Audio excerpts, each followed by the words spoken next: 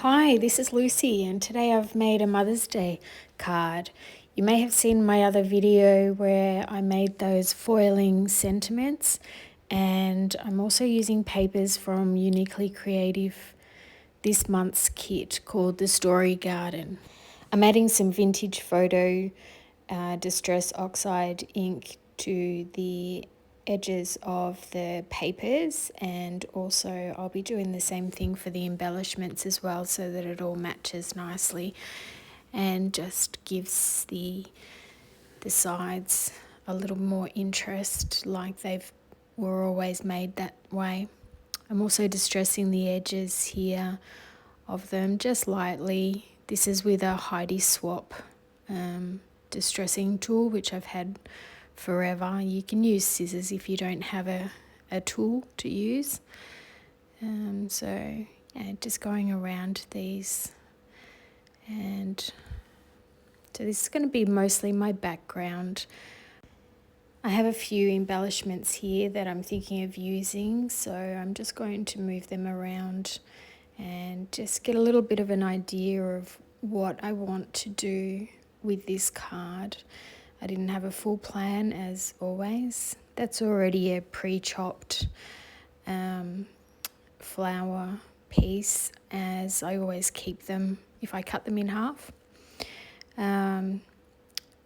So I decided to add that little sending love embellishment, but because there's nothing else black, I thought maybe I'll use some black ink on some pink paper, and I'll tear some of this background just a tiny little bit on two pieces, roughing up the edges, and I'll ink them as well so that it's got that aged look to it. This is kind of a vintage style collection of papers and embellishments, so kind of goes with the whole tearing, ripping, distressing.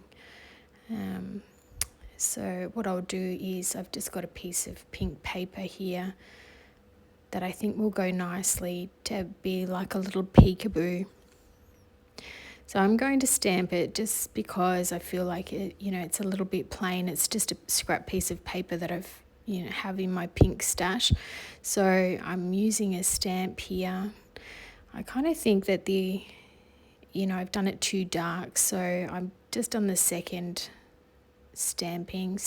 generation stamping, I think it's called, and then I'll see which one looks best underneath, because the other one is very light and I really wanted some sort of black embellishment to complement the black little sentiment that I'm putting on there. So I'm just putting some of the brown ink again and around all the other items so that they all look cohesive together and nothing has any white around it. I will have white background of the card though, just peeking at around the edges, just to give it a little bit of a freshness to it. So I'm sticking these down, and now I'll have a look and see which pink or which stamping I like best, the dark or the light. Do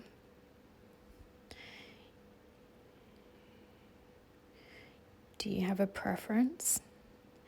I kind of found that one was too light and one was too dark, so I decided to go over the light one.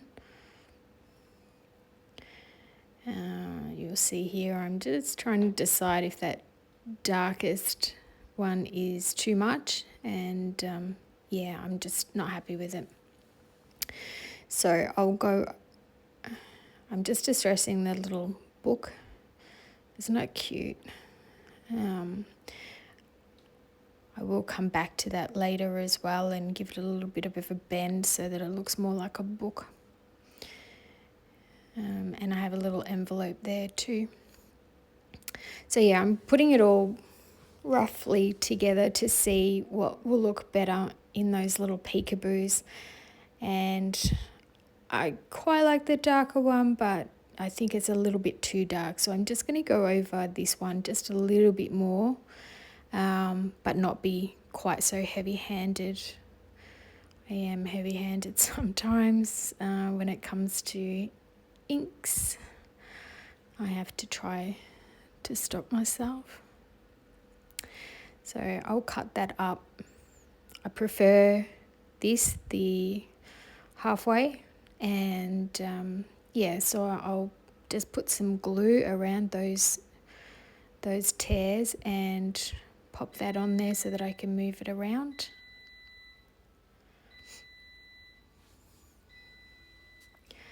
Chop off any extras and pop it on the card. I hope you've been enjoying my videos. I've been enjoying making them. I've only just started in the last couple of weeks, but yeah, it's been really fun.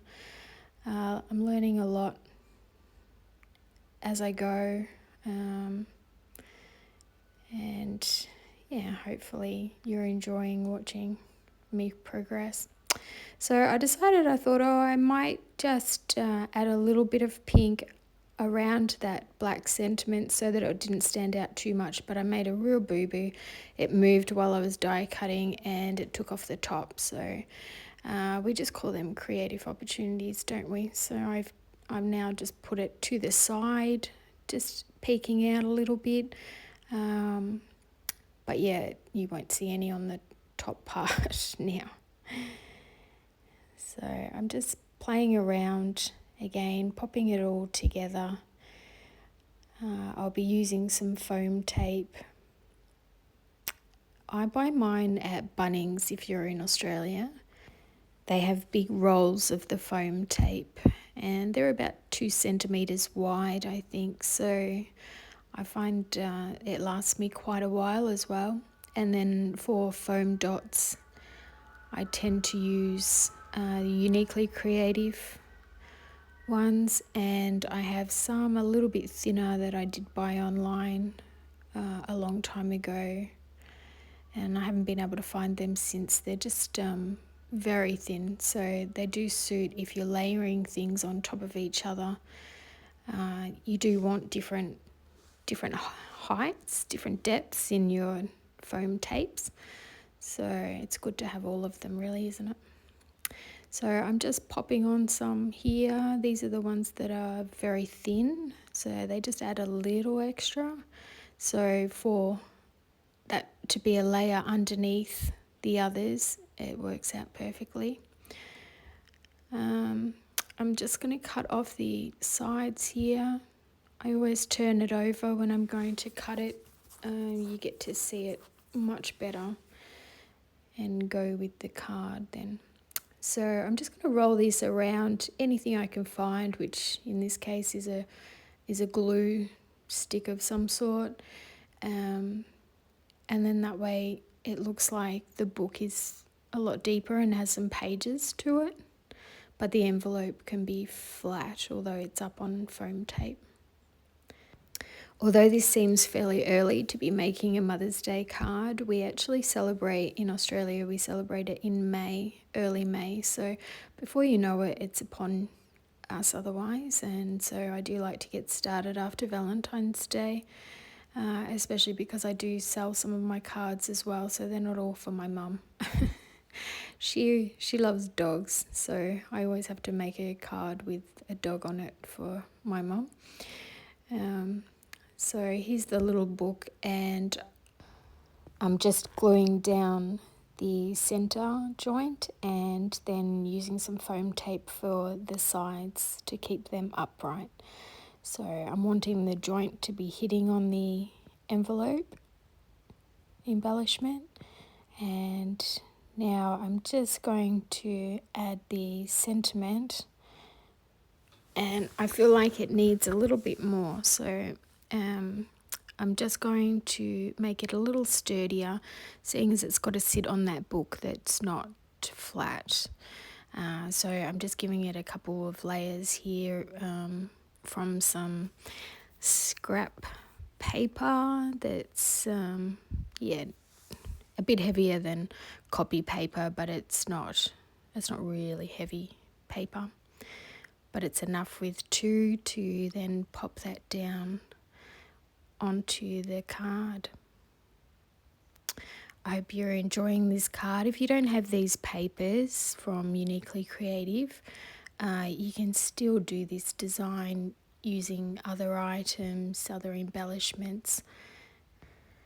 I've decided to add a little foam dot behind the start of the sentiment, but I have to be really careful because I've just put those black Nuvo drops on and I've just mucked it up.